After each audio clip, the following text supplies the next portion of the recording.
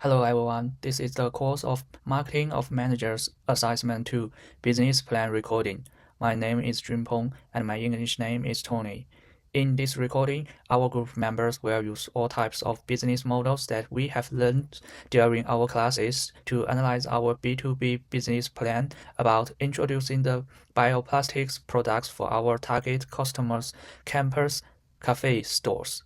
Now, before I begin, I just want to pay my respect to people of the Wee-Wurrung and Boon-Wurrung language groups of the Eastern Kulin Nation on whose unceded lands we conduct our business.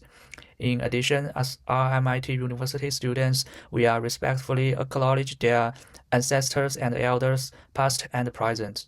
And we also acknowledge the traditional custodian and their ancestors of the land and water across Australia where we conduct our business. Okay, next I'm gonna introduce my group member, Kaki. He's responsible for the industry and the tools analyze our key objectives as well. Another group member, Omar, he would like to introduce the customer and the SWOT analyze. And finally, we have only one female member, Zuni. She will tell you about company and the competitor analyze. After all this analyze, I will introduce our private strategy and how we implement the plan.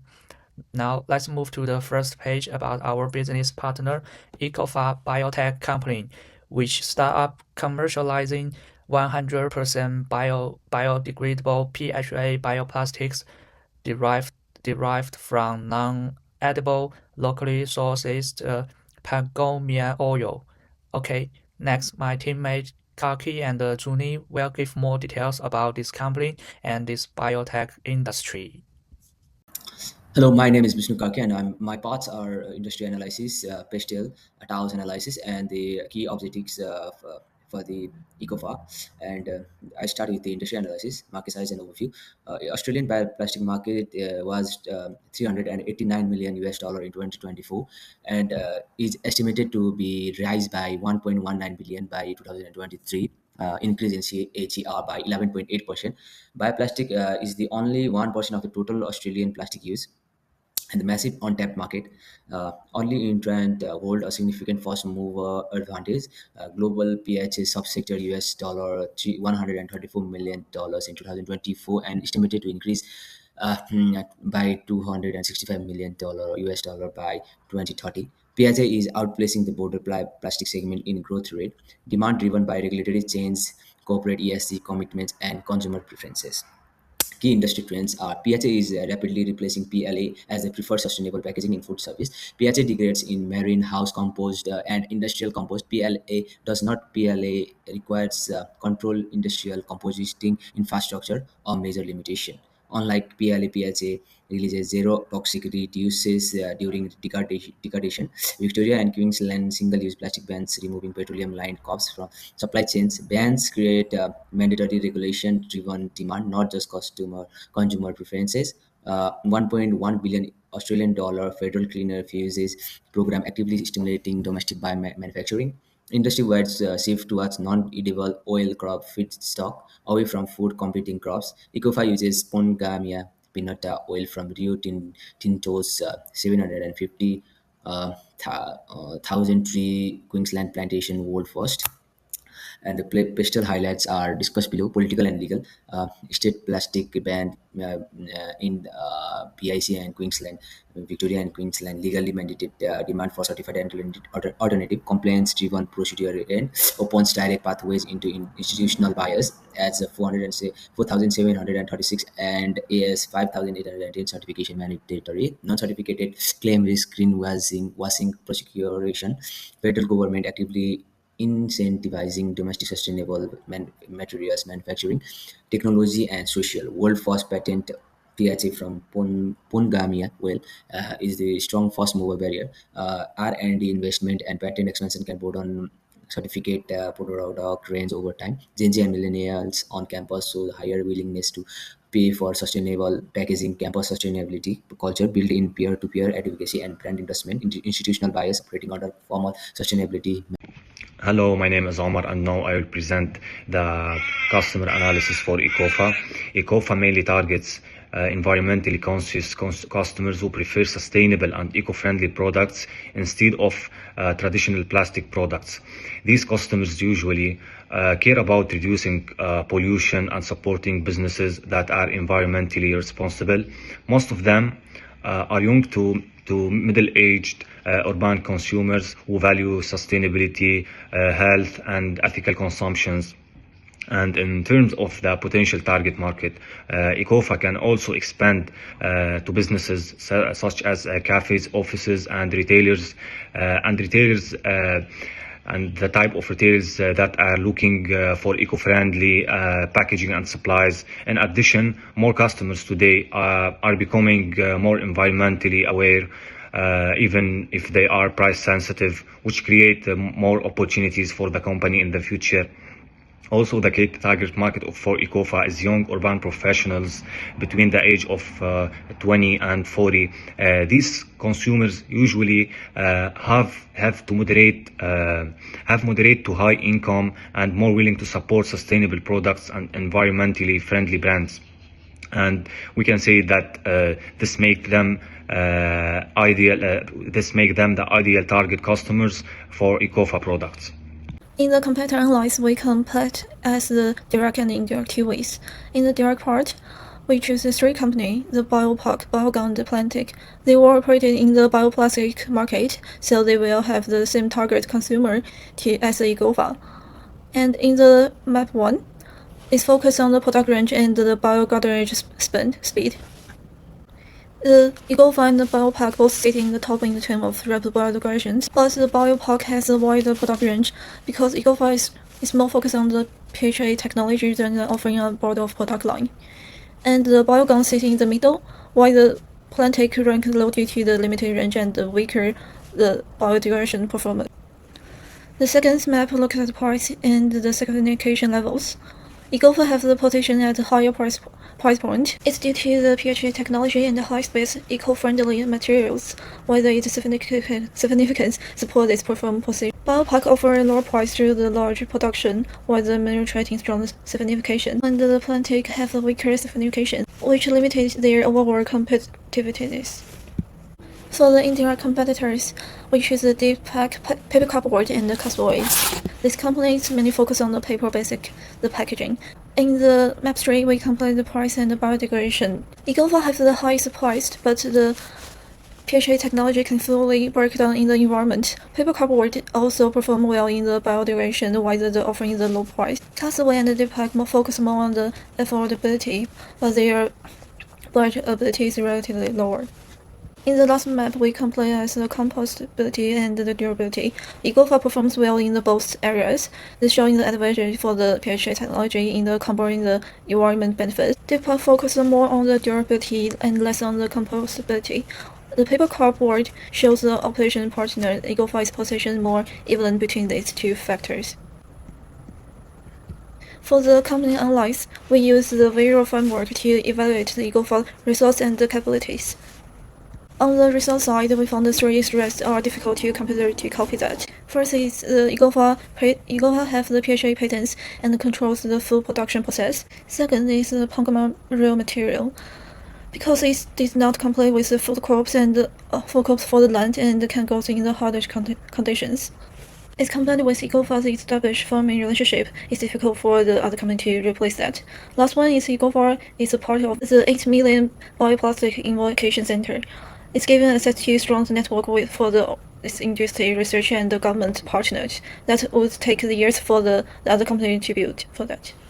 On the capability side, they have two strengths than ours. One is Ecofa have established a joint advantage in the Suzhou, China, with a plan to annual production capability of 10,000 tons and future international expansion planned. The other one is Ecofa alliance with the Australian government. The Clean Fields program is providing access to funding and support that competitors may find it difficult and to bring. Next, Omar will present the SWOT analysis session. So here we will discuss the SWOT analysis for Ecofa. Starting with strengths, Ecofa has a patented PHA bioprocess technology, which gives the company a competitive advantage in sustainable packaging. The company also uses Australian not food Pongamia feedstock, which supports sustainability without affecting food resources. Another important strength is the strong scientific academic background of the founding team, which increases credibility and innovation. However, there are also some weaknesses. Ecofa currently has a limited marketing budget, which may reduce its ability to promote the brand effectively. The company also has low brand awareness because it is still growing in the market. In addition, Ecofa does not have yet an established sales channel, which can make market expansion slower.